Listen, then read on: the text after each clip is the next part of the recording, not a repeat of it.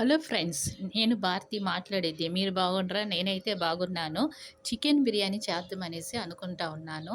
ఏమీ లేదు, చికెన్ వచ్చేసి క్లీన్‌గా వాష్ చేసుకొని, దాంట్లో మనము ధనియాల పౌడరు, చిల్లీ పౌడరు, మళ్ళా పసుపేసుకొని బాగా మిక్స్ చేసుకొని పక్కన పెట్టుకోండి 5 నిమిషాలు.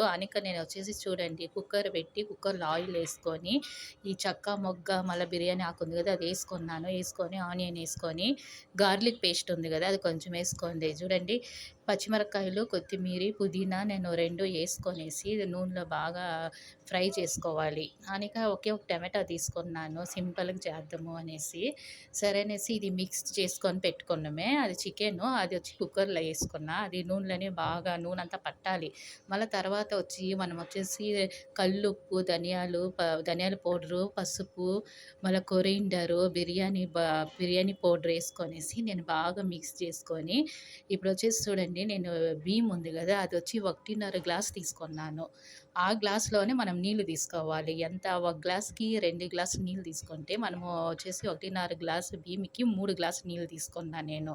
ఏ గ్లాస్‌లో మనము బియ్యం తీసుకుంటామో, ఆ గ్లాస్‌లోనే మీరు వచ్చేసి నీళ్ళు తీసుకోవాలి.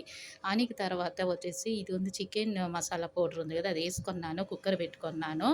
ఐలో వచ్చేసి ఐలో ఒకే విజిల్ రావాలి. స్లిమ్‌లో వచ్చేసి 2 విజిల్ రావాలి.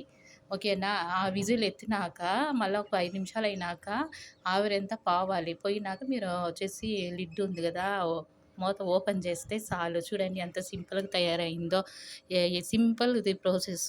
లైక్ చేయండి, కమెంట్ చేయండి.